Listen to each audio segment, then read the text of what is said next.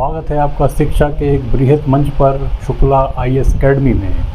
तो आज का ये जो हमारा सत्र है ये बहुत ज़्यादा इम्पोर्टेंट उन बच्चों के लिए होने वाला है जो सिविल सर्विसेज की तैयारी करते हैं और उनको एक मार्गदर्शन की कमी नहीं हो पाती है, जिस कारण से वो अपना पथ जो है वो भ्रमित हो जाते हैं। तो आज का ये जो हमारा विशेषांक है इसमें मैं आप लोगों के लिए लेकर आया हूँ सिविल सेवा में वैकल्पिक विषय का चुनाव कैसे करें। ये बहुत ही ज़्यादा एक अहम मुद्दा है जो अक्सर आए दिन बच्चों की एक समस्या रहती है कि मेंस की तैयारी हो जाती है, पीटी की तैयारी हो जाती है, लेकिन जो हमारा एक ऑप्शनल सब्जेक्ट रहता है उसको लेके बच्चा एक जद्दोजहद में लगा रहता है कि हम कैसे जो है एक अपने विकल्प विषय जो है उसका चुनाव करें। तो आज इन सभी समस्याओं के साथ मैं आपके समक्ष प्रस्तुत हूँ और हम जानेंगे एक पूरी रणनीति की क्या रणनीति होनी चाहिए जो आपको इन सभी समस्याओं के समाधान से तुरंत निजात दिलाएगी। तो चलिए प्रारंभ करते हैं। देखिए, सबसे पहले अगर हम बात करें तो हमारा जो यूपी पीसीएस होता है और एक हमारा होता है यूपीएससी, इसको हम अन्य जो भी हमारे स्टेट पीसीएस होते हैं उसके कंपैरिजन के तर्ज पर भी हम कंपेयर कर सकते हैं। तो सबसे पहले जो एक अहम भूमिका आती है बच्चों के साथ कि क्या किया जाए, कैसे रणनीति अपनी बनाई जाए, तो मैं आपको यहाँ पर बताना चाहूँगा कि यहाँ पर हमारे 3 टॉपिक होते हैं वो बहुत ज़्यादा इम्पॉर्टेंट होते हैं। सबसे पहला तो एक सेक्शन होता है हमारा ऐसे वाला, दूसरा एक हमारा सेक्शन होता है ऑप्शनल सब्जेक्ट का, और साथ में आपका एक नेक्स्ट होता है जीएस पेपर 4। पेपर 4 में आपका जो आता है इथिक्स।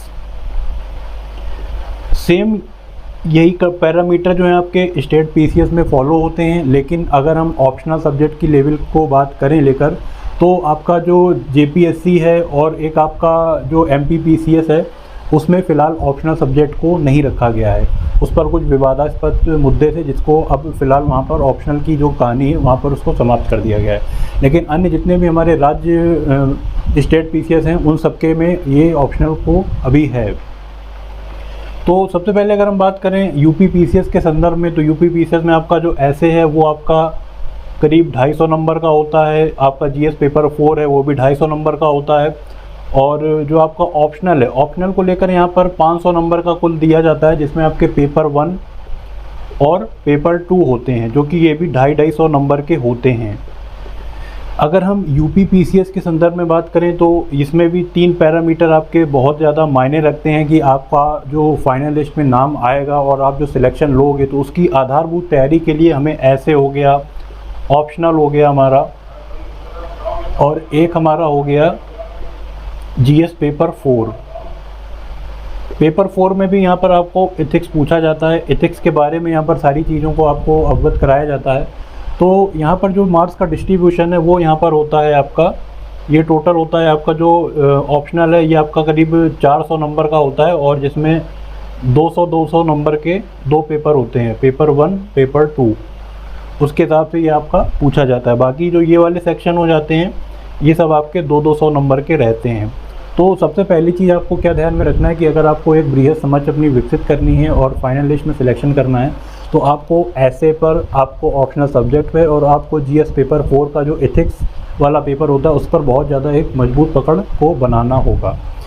अब देखिए, अगर हम बात करें कि किसी भी स्ट्रीम का बच्चा होता है, आज के बड़े पैमाने पर ये देखा जा रहा है कि जो हमारे युवा हैं उनका एक अलग रुझान है जो इस फील्ड में आकर्षित हो रहे हैं। वो लोग, चाहे बच्चा वो बीटेक वाले हों या फिर जो है वो आपके बीसीए करे हुए हों, या फिर अगर हम बात करें तो वो बीकॉम करे हुए हों, या फिर जो है वो सिंपल बीए करे हों।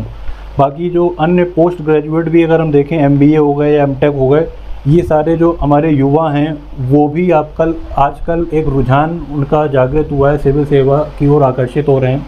तो एक बड़े पैमाने पर हर साल बच्चा जो है इसकी तैयारी करता है और इसका एग्ज़ाम को देता है।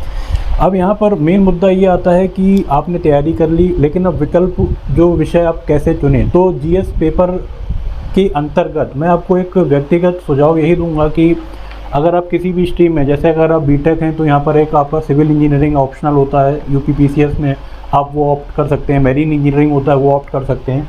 अगर आप किसी भी एक पर्टिकुलर बैकग्राउंड से हैं तो यहाँ पर 2 चीज़ें होती हैं, एक होता है आपका बैकग्राउंड और एक चीज़ होती है आपकी रुचि। तो किसी भी विषय को सिलेक्ट करने से पहले आपको दो चीज़ों पे बहुत ज़्यादा ध्यान देना है कि आप जिस स्ट्रीम में हैं, अगर आप बैकग्राउंड उसका आप पढ़े हुए हैं, बहुत अच्छी बैकग्राउंड के हैं, तो आप फिर उसी बैकग्राउंड को ही, वही सब्जेक्ट जो ऑप्शनल का है वो उसको आप ऑप्ट करें, ताकि आपकी जो तैयारी है वो और ज़्यादा निर्णायक बन जाएगी।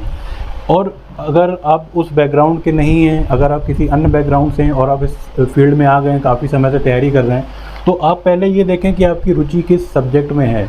मैं यहाँ पर आपको एक बात ये करूँ कि जो सबसे ज़्यादा चीज़ें ज़रूरी होती हैं, तो सामान्य अध्ययन में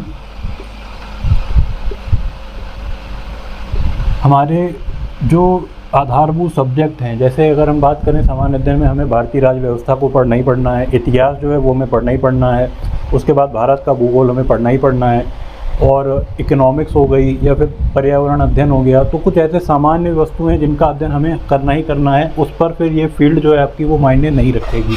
तो इसका मतलब क्या है कि आपको ऐसे विषय को भी चुनाव कर सकते हैं। आप सामान्य अध्ययन का कोई विषय है, जैसे इतिहास हो गया या फिर भूगोल हो गया, इसको भी आप अपना ऑप्शनल की तर्ज पर रख सकते हैं। इससे भी ज़्यादातर जो सिलेक्शन होता है और आपको पढ़ने में भी अच्छा लगेगा और सिलेक्शन के चांसेस भी बढ़ जाते हैं। उसके बाद अगर हम बात करें तो दो चीज़ें और आती हैं, मैं आपको थोड़ा सा और यहाँ पर बताना चाहूँगा कि जो आपकी संस्था है शुक्ला IAS एकेडमी है, अभी करंट समय में अगर देखा जाए तो हमारे पास इतिहास और समाज कार्य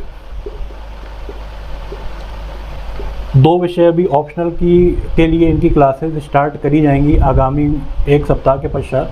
तो दो विकल्प आपको वैकल्पिक विषय, एक तो इतिहास हो गया और एक सामाजिक आपका सामाजिक कार्य हो गया, ये आपको यहाँ पर मिलेगा।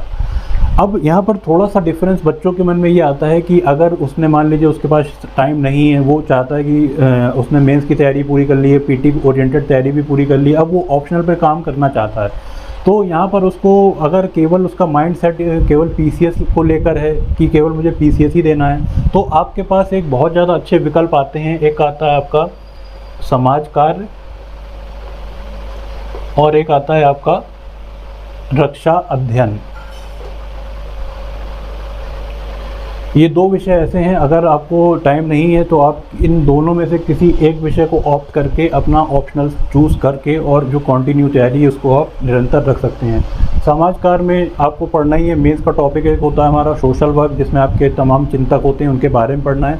थोड़ा सा और एडवांस लेवल पर जाकर आपको इसके बारे में पढ़ना पड़ता है। बाकी रक्षा अध्ययन की अगर हम बात करें तो आपको मेंस में एक टॉपिक है आंतरिक सुरक्षा का, उससे आप संबंधित तथ्यों को अगर आप ज्ञापित करेंगे तो आपको थोड़ा सा और एडवांस लेवल में जाना है। तो ये जो दो सब्जेक्ट हैं आपके बहुत ज़्यादा अच्छे हो जाते हैं।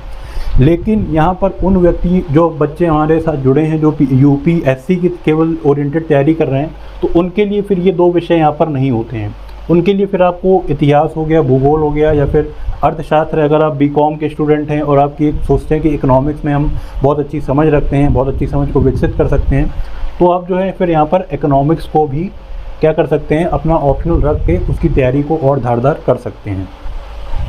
अब आगे बात करते हैं कि सबसे ज़्यादा क्या क्या चीज़ें ज़रूरी हैं कि अगर आप ऑप्शनल की तैयारी को करना चाहते हैं। तो पहले देखिए, अगर आपको सिलेक्ट करना है तो मैं तो आपको यही सजेस्ट करूँगा, सामान्य अध्ययन के जितने भी हमारे प्रश्न पत्र होते हैं, सामान्य अध्ययन में आप कोई भी 4 सब्जेक्ट को देख लीजिए, उनका सिलेबस अच्छे से पढ़ लीजिए, उसमें क्या क्या कोर्स है पहले उसको 2-3 दिन का समय लेकर उसको जानिए, और उसके बाद जो है फिर आप उसके प्रीवियस ईयर के क्वेश्चन पेपर देखिए, उससे आपको समझ आ जाएगी कि किस तरह से जो प्रश्न है वो पूछा जाता है।